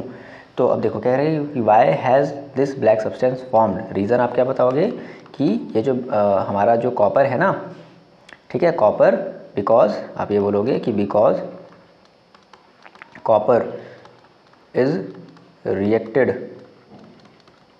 विथ ऑक्सीजन, कॉपर क्या कर गया? ऑक्सीजन से रिएक्ट कर गया, इसलिए ऐसा ये ब्लैक सब्सटेंस बना है, ठीक है। अच्छा जी, उसके बाद फिर देखो और क्या बोल रहा है कि what is the black substance. अब ये ब्लैक सब्सटेंस है क्या? तो कॉपर है और ऑक्सीजन है, क्या बनता है आपका? ये बनता है CuO, मतलब कॉपर ऑक्साइड। तो ये आपका जो बी वाला जो पार्ट होगा वो क्या हो जाएगा? CuO बोले तो कॉपर ऑक्साइड, कॉपर ऑक्साइड, ठीक है। अगला देखो क्या कह रहा है कि write the chemical equation of the reaction that takes place, ठीक है जी, बता दो केमिकल रिएक्शन। ये लिख दोगे एक बार कि देखो भैया हम यहाँ पे केमिकल रिएक्शन बता रहे हैं, है ना, इस तरीके से। तो क्या हो जाएगा देखो, कॉपर यानी कि Cu प्लस ऑक्सीजन बोले तो O2, बैलेंस करा दो, सॉरी रिएक्शन करा दो, तो ये हो जाएगा CuO। अब देखो यहाँ पर इसको जरा आप बैलेंस कर लेना। तो सबसे पहले कॉपर को देखो, कॉपर इधर भी बना इधर भी बना, सही बात है। ऑक्सीजन इधर 2 है लेकिन ऑक्सीजन इधर 1 है, तो इधर 2 करना पड़ेगा, तो इसलिए भी आपको 2 करना पड़ेगा। ये हो गया। अगला देखो क्या है, देखो इसमें आगे ये बोल रहा है कि how can the black coating, ये जो आपको जो ब्लैक कलर यहाँ पे आप लिखोगे भी ये चीज़ कि ब्लैक कलर में है ये, ठीक है। अभी कह रहा है कि ये जो ब्लैक कोटिंग आई है ना, आप इसको कैसे टर्न करोगे रेडिश ब्राउन कलर में। तो देखो इसका सिंपल सा आपका मतलब है कि अगर हम क्या कर दें, इस CuO के ऊपर, CuO के ऊपर हम क्या कर दें, अगर हम हाइड्रोजन गैस अगर फ्लो करा दें तो जिससे इसका रिडक्शन हो जाएगा। वर्ड याद रखना बच्चे, क्या? रिडक्शन हो जाएगा। तो ये बन जाएगा आपका Cu और प्लस यहाँ से आपका निकल जाएगा क्या, Cu है और H और O है, तो क्या बन जाएगा आपका H2O। आप इसको ज़रा बैलेंस कर लेना। तो आप अगर इसको बैलेंस कर लोगे तो देख लो कितना हो जाएगा, Cu यहाँ पर आप 2 लगा लेना, H2 2 बार है, ठीक है, ऑक्सीजन 2 बार है, तो यहाँ पे आपको करना पड़ेगा 2 और यहाँ पे भी आपको करना पड़ेगा 2, ठीक है। इस तरीके से आप ये बैलेंस कर लोगे। तो कहने का मतलब आप रीज़न क्या दोगे कि how can the black coating on the surface turn the reddish brown, ये रेडिश ब्राउन में आप कैसे कन्वर्ट करोगे? तो बाई रिडक्शन रिएक्शन। तो क्या बताओगे कि बाई, पहले तो ये बताओगे, देखो रिडक्शन हो रहा है ना, यहाँ से कॉपर ऑक्साइड से वो हट गया, तो आप बताओगे बाई रिडक्शन, एक मिनट यार, बाई रिडक्शन लिखना है, रिडक्शन रिएक्शन मतलब। और इसको अगर डिटेल में और लिखना चाहो तो कैसे लिख सकते हो?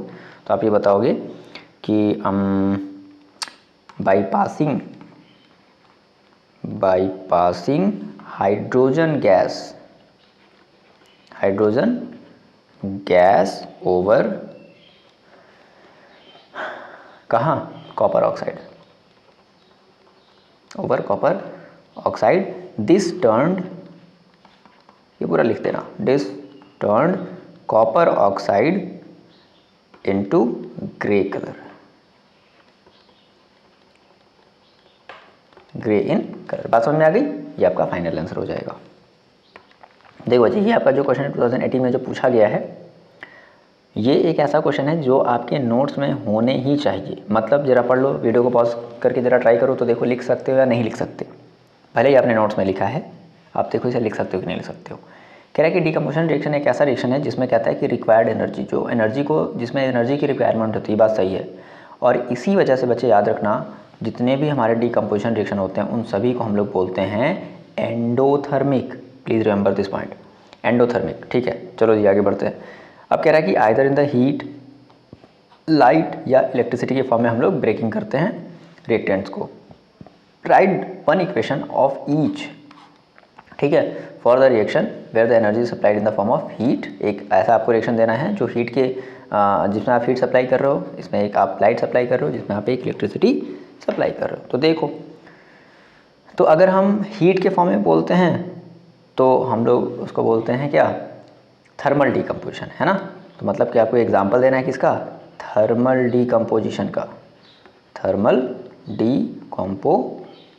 तो एग्जामिनर समझ जाएगा कि अच्छा भाई हीट अगर फॉर्म करे तो हम लोग उसको थर्मल बोलते हैं। तो दे दो, तो जैसे आपने कहा कि आपके पास जिंक कार्बोनेट है, ZnCO3 है, ठीक है, ये ब्रेक को आपने हीट दिया तो ये ब्रेक हो गया Zn zinc oxide plus CO2 में। ये आपका थर्मल डीकम्पोजिशन का रिएक्शन हो गया, है ना। मतलब आपने यहाँ पर हीट एज ए एनर्जी दी है, यहाँ पर आप लिख लोगे हीट। दूसरा देखो आपको क्या देना है, फिर लाइट देना है।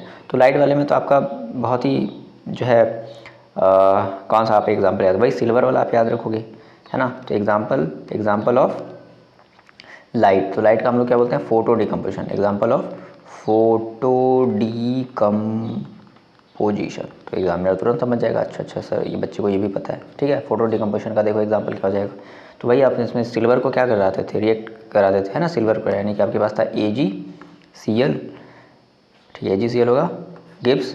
जब इसको आप ब्रेक कराओगे तो क्या बनेगा, 2Ag और प्लस यहाँ से निकल जाएगा, यहाँ बैलेंस कर लो, तो यहाँ पर लगा लो, फिर हो जाएगा Cl2।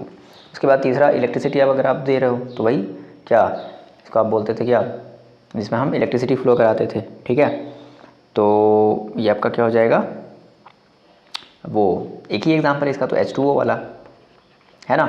तो क्या बताओगे, ये देखो आपकी H2O है, आपने इसमें इलेक्ट्रिसिटी फ्लो कराई, यहाँ पर लिखोगे आप इलेक्ट्रिसिटी आपने इसमें पास कराई, तो इसकी वजह से ये हमारा जो H2 है वो बन गया H2 प्लस O2। यहाँ पे बैलेंस कर लेना, H2 है O2 है, यहाँ पर 2 लगाओगे, यहाँ पर भी आपको 2 लगाना पड़ेगा। बात समझ आएगी, ये आपके डिफरेंट एग्जाम्पल हो गए। Okay, moving on next question. देखो जी बच्चे, ये आपको लगता है कि अगर आप इस क्वेश्चन को भी कर लोगे तो प्लीज़ वीडियो को पॉज करके ट्राई करने की कोशिश करो, कोशिश ही करो, ट्राई करो, ठीक है, एक ही बात है। देखो कह रहा है कि take 3 gram of barium oxide in a test tube, now add about 2 gram of ammonium chloride. तो 2 ग्राम आपको उसमें क्या ऐड कर देना, ammonium chloride, and mix the content with the help of glass rod. उसको फिर ग्लास रॉड से आपको मिक्स भी करना है। Now touch the test tube from outside. देखो, या तो देखो हम एक बात आपको बता रहे हैं, अब जनरली अब ये चीज़ है, आप ऐसा करने तो जा नहीं रहे हो, है ना, तो आपको फिर इसमें याद ही रखना पड़ेगा। कह रहा है कि what do you feel on touching the test tube. देखो सिंपल सी बात है, जब आप उसको टच करोगे तो आपको वो जो टेस्ट ट्यूब है ना वो ठंडा फील होगा, ठंडा, है ना, ठंडा होगा। दैट मीन्स अगर ठंडा हुआ तो आपको यहाँ से रिजल्ट क्या निकलता है कि state the interface about the type of reaction occurred. तो कौन सा होगा, ये आपका हो जाएगा एंडोथर्मिक। क्या हो जाएगा, क्योंकि वो सराउंडिंग से टेम्परेचर ले रहा है, ठीक है, तो क्या हो जाएगा, वो हो जाएगा एंडोथर्मिक हो जाएगा। दूसरा राइट द बैलेंस, फिर हमको इसका इक्वेशन भी लिख लेना है। ओके, देखो ये दोनों चीज़ आप मेंशन कर लिया, है ना, ये तो मैंने यहाँ पे मेंशन देखो कर दिया। अगला देखो ये बोला है कि write the balance chemical equation for the reaction involve. तो देख लेना, आपको देखना पड़ेगा क्या क्या चीज़ है। तो इसके लिए भाई आपको जो चीज़ें हम बता रहे हैं वो चीज़ आपने अपने पेज में नोट डाउन करो। क्या करना है कि देखो क्या लेना है, पहले कहना है कि बेरियम हाइड्रोक्साइड। तो बेरियम है, बेरियम बोले तो Ba, और हाइड्रोक्साइड का मतलब होता है बच्चे OH। प्लीज़ इस बात को आप ध्यान रखो। अब देखो बेरियम की वैलेंसी होती है बच्चे 2, इस बात को आप लिख लो अपनी कॉपी में, और OH की वैलेंसी आपने ऑलरेडी लिख रखी है। क्रॉस मल्टीप्लाई करोगे तो क्या मिल गया, BaOH का होल ट्वाइस। बात समझ आई ना। तो तीसरा वाला देखो हम लोग क्या लिख रहे हैं, BaOH का होल ट्वाइस। इस तरीके से समझोगे ना तो केमिस्ट्री बहुत अच्छे से समझ में आएगी, वरना आपको हर एक चीज़ फिर रटना पड़ेगा, ध्यान रखो। अच्छा, फिर इसके साथ हम लोग देखो क्या रिएक्शन करा रहे हैं, add 2 gram of ammonium chloride. Ammonium, तो अमोनियम का मतलब क्या हुआ सर, पहले जरा समझो। अमोनियम का मतलब होता है बच्चे NH4, और इसकी वैलेंसी होती है +1, यानी कि इसकी वैलेंसी होती है 1। ओके, अमोनियम का मतलब क्या है, NH4, इसको भी अपनी कॉपी में आप लिख डालो। प्लस क्लोराइड मतलब जानते हो Cl, इसकी वैलेंसी होती है 1। तो क्या होगा, क्रॉस मल्टीप्लाई, यानी कि NH4 1 NH4Cl, ठीक है, यानी कि आपका हो जाएगा NH4Cl। इसमें कोई एक्स्ट्रा मल्टीप्लाई में नहीं करना पड़ रहा है। तो देखो क्या कह रहा है कि क्या देता है, इट गिव्स क्या कह रहा है, now add ammonium chloride and mix the content with the help of, अच्छा ठीक है, ये गिवन नहीं है, ये आपको मेंशन करना है। ओके, तो देखो जी क्या बन रहा है। अब देखो जनरली आपको पता है कि यहाँ पर हमारा क्या है, बेरियम है और यहाँ पर हमारा अमोनियम है। तो क्या होगा, यहाँ से बेरियम हमारा जो होगा वो क्या होगा, इसको डिस्प्लेस करेगा। तो दैट मीन्स यहाँ से देखो क्या हो जाएगा, ये आपका हो जाएगा Ba, ठीक है, ये आपका हो जाएगा Ba, ठीक है। और यहाँ पर आपके पास देखो क्या है, Cl है। तो अब सर सवाल है कि सर Ba लिखे या BaCl2 लिखे सर या BaCl लिखे। तो देखो मैंने आपको बताया ना कि बेरियम की वैलेंसी देखो कितने थे बच्चे, 2, तो 2 चला जाएगा कहाँ, Cl के पास। बात समझ में आ गई। तो इसलिए आपको लिखना पड़ेगा BaCl2। इस बात को आप प्लीज़ ध्यान रखो, जैसे बता रहे वैसे आप करने की कोशिश करो, वरना आपको सब कुछ रटना पड़ेगा। ओके, तो BaCl2 बन जाएगा। अच्छा जी, और क्या देखो बनेगा, BaCl2 बना प्लस यहाँ से NH, देखो यहाँ पे NH4 है, तो ये आपका बन जाता है ammonia. That means NH3। NH3 हम लोग क्या रखते हैं, अमोनिया। अमोनिया का फॉर्मूला भी आपको याद रखना है, NH3 और प्लस यहाँ से वाटर भी बाहर रिलीज होती है, H2O। अब आप इसको देखो बैलेंस कर दोगे। तो सबसे पहले आप Ba को देखो, Ba यहाँ पर 1 है, यहाँ पर भी Ba 1 है, सही है। उसके बाद आप जरा देखो क्लोरीन को देखो, क्लोरीन यहाँ पर देखो कितना है, 1 है, यहाँ पर क्लोरीन देखो कितना है, 2 है। तो आपको यहाँ पर 2 लगाना पड़ेगा। अच्छा जी, अब NH4 यानी कि यहाँ पर जो नाइट्रोजन है वो देखो कितनी बार हो गया, वो हो गया आपका 2 बार। यहाँ पर नाइट्रोजन कितनी बार है, 1 बार। तो यहाँ पर भी आपको 2 लगाना पड़ेगा। फिर देखो फिर आप आ जाओ, B हो गया, Cl हो गया, उसके बाद आपका बचा क्या, देखो आप यहाँ से ज़रा हाइड्रोजन देखो, हाइड्रोजन देखो इधर कितनी बार है, यहाँ है आपका 2 और 4 2 6, 6 हाइड्रोजन इधर। इधर देखो हाइड्रोजन कितना है, 3 2 6, 6 2 8। इधर तो हाइड्रोजन ज़्यादा हो गया है ना जी। अच्छा जी, तो इधर आपका है 2 इधर और 1 मिनट यार, ये 4 है, 4 दूना 8, 8 हुआ प्लस ऐसे और 2 इधर, ऐसे 10 हो गया। इधर देखो हाइड्रोजन कितना है, 2 3 6, 6 2 8, मतलब इधर 2 कम है। अच्छा ज़रा ऑक्सीजन को देखो, ऑक्सीजन देखो इधर कितना है, इधर ऑक्सीजन देखो 2 है, इधर ऑक्सीजन 1 है, तो आप 2, तो जिससे ऑक्सीजन भी आपका बैलेंस, हाइड्रोजन भी बैलेंस। बात समझ में, इस तरीके से आप बैलेंस इक्वेशन को लिखते हो। बट इंपॉर्टेंट है ये चीज़ें हम जो आपको बता रहे हैं, प्लीज़ इस बात को आप समझो कैसे इस चीज़ को करोगे, ठीक है ना। देखो जी, ये एक थोड़ा सा अलग ही टाइप का क्वेश्चन है, इसका लेवल थोड़ा सा हाई है, बट इस वाले के लिए, केवल बी वाले के लिए, बाकी फर्स्ट एंड इस वाले सॉरी ए वाले के लिए, बाकी फर्स्ट का, बी का फर्स्ट एंड सेकंड आप आराम से देखो कर सकते हो। तो इसके लिए देखो हम आपको एक रिएक्शन बताएंगे, आप उसको याद रखोगे। जनरली क्या कहता है कि can a displacement reaction be a redox reaction. तो सबसे पहले तो आपको एक रिडॉक्स रिएक्शन का मतलब पता होना चाहिए। रिडॉक्स रिएक्शन का मतलब क्या, कि ऐसा रिएक्शन जिसमें ऑक्सीडेशन और जिसमें रिडक्शन दोनों होता है, हम लोग उसे बोलते हैं रिडॉक्स रिएक्शन। अब जनरली आप लोग जो ऑक्सीडेशन पढ़े हो ना, तो आप कहते हो सर एडिंग ऑफ ऑक्सीजन, हम लोग बोल देते हैं ऑक्सीडेशन, या फिर अगर हम लोग बोलते हैं कि रिमूविंग ऑफ ऑक्सीजन, ठीक है, रिमूविंग ऑफ ऑक्सीजन, जिसको हम लोग बोलते हैं रिडक्शन। लेकिन यहाँ पर हम लोग जो टर्म्स देखेंगे वो थोड़ा सा अलग वे में देखेंगे। कहने का मतलब है, हम आपको देखो एक एग्जांपल दे रहे हैं। जैसे आप पहली बात तो आप ये याद रख लो कि हमेशा जो भी जितने भी आपके डिस्प्लेसमेंट रिएक्शन होते हैं वो सब के सब आपकी एक रिडॉक्स रिएक्शन होते हैं। तो यस, इसका आंसर हो सकता है यस। इसका आंसर क्या होगा बच्चे, यस। अब कह रहा है कि एक्सप्लेन करो, तो हम आपको देखो एक एग्जाम्पल दे रहे हैं। पोटेशियम आयोडाइड का आप रिएक्शन कराओगे क्लोरीन के साथ, तो आपका ये क्या बनेगा, KCl बनेगा और प्लस I2। कोई बहुत बड़ा रिएक्शन तो मैंने नहीं लिखा, ठीक है। Potassium iodide plus I2, iodine आपका बनेगा। अब देखो याद रखना है कि अगर देखो यहाँ पर Cl के साथ कोई भी एलिमेंट, ऐसे याद रखना है, हम आपको तरीका बता रहे हैं। Cl के साथ कोई भी एलिमेंट नहीं है, तो इसकी आपको जो एक जैसे एक टर्म आता है ना, ऑक्सीडेशन स्टेट। क्या होता है बच्चे, ऑक्सीडेशन स्टेट होता है। इस चीज़ को ज़रा समझो, ऑक्सीडेशन स्टेट। कहने का मतलब कि अगर कोई भी एलिमेंट अगर सिंगल लिखा हुआ है तो उसका ऑक्सीडेशन स्टेट आपको 0 मानना है। तो फिलहाल अगर आप इस केस में देखो तो यहाँ पर जो क्लोरीन का ऑक्सीडेशन स्टेट है वो है 0, ठीक है जी। कैसे सर पता, कि अगर कोई भी अगर एलिमेंट सिंगल अगर लिखा गया है तो आप उसका ऑक्सीडेशन स्टेट क्या मानोगे, 0। अच्छा जी, अब यहाँ पर देखो पोटेशियम है और आयोडीन है, तो आपको पता है कि पोटेशियम की वैलेंसी कितनी होती है, 1, ठीक है, और आयोडीन की वैलेंसी कितनी होती है, 1 होती है। अच्छा, तो यहाँ पर पोटेशियम का आपको लेना +1 और आयोडीन का, मतलब अगर हम KI की बात करें तो +1 और -1 है ना। इसी तरीके से यहाँ पर देखो, यहाँ पर जब पोटेशियम है, यहाँ पर आपका जो Cl हो गया वो -1 माइनस में आ गया, क्योंकि क्लोरीन की आपकी वैलेंसी होती है -1, लेकिन ये पोटेशियम के साथ इसलिए आप -1 ले रहे हो। यहाँ पर ये फ्री स्टेट में, इसलिए आप इसकी 0 ले रहे हो। यहाँ पर आयोडीन देखो फ्री स्टेट में है ना, तो आयोडीन अगर यहाँ पर अगर देखो फ्री स्टेट में, तो आपको मैंने बताया कि फ्री स्टेट में तो आप कितनी लोगे, 0। अब जरा देखो यहाँ से आप देख रहे हो कि यहाँ पर जो क्लोरीन है, रिएक्टेंट में जो क्लोरीन है, यहाँ पर इसका ऑक्सीडेशन स्टेट 0 है, यहाँ पर कितना हो गया -1।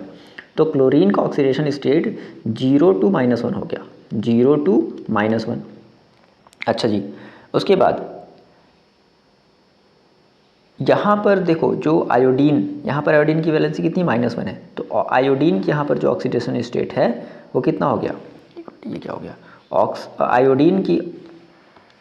आयोडीन की जो ऑक्सीडेशन स्टेट है वो देखो -1 से 0 हो गई। तो ये बताओगे कि -1 to 0। देखो यहाँ पर ऑक्सीडेशन स्टेट क्या हो रहा है, डिक्रीज़ हो रहा है, यहाँ पर ऑक्सीडेशन स्टेट क्या हो रहा है, इंक्रीज़ हो रहा है। ठीक है, तो अगर ऑक्सीडेशन स्टेट अगर डिक्रीज़ हो रहा है तो आप क्या बोलोगे कि यहाँ पर आपका हो रहा है क्या, रिडक्शन। ठीक है, क्या हो रहा है, यहाँ पर रिडक्शन हो रहा है। और यहाँ पर अगर ऑक्सीडेशन स्टेट अगर इंक्रीज़ हो रहा है, ठीक है, तो आप बोलोगे कि यहाँ पर हो रहा है ऑक्सीडेशन। तो यानी कि आप इस तरीके से बता सकते हो। आई होप कि ये बात आपको अगर समझ में आई तो अच्छी बात है, नहीं आई तो आप इसको स्किप भी कर सकते हो, कोई ज़रूरी नहीं है। लेकिन जब भी बताओगे तो ये आप छोटा सा मैंने आपको एग्जाम्पल दे करके कोशिश किया है समझाने का। ठीक है, कि ऑक्सीडेशन स्टेट क्या हो रहा है, इस केस में डिक्रीज़ हो रहा है क्योंकि 0 से -1 और -1 से 0, दैट मीन्स यहाँ पर इंक्रीज़ हो रहा है। क्लियर है बात, तो इस तरीके से आप एक्सप्लेन करके बता सकते हो। चलो जी, बढ़ते हैं नेक्स्ट क्वेश्चन की तरफ। देखो कह रहा है कि write the type of the chemical reaction in the following. तो reaction between acid and base, तो ऐसे रिएक्शन को हम लोग क्या बोलते हैं, याद करो, बताओ। ऐसा रिएक्शन जिसमें हम लोग स्टार्टिंग में तो डिस्कस किए थे कि एसिड और बेस जब आपस में रिएक्ट करते हैं तो क्या बोलते हैं, इसको हम लोग बोलते हैं न्यूट्रलाइजेशन रिएक्शन, है ना।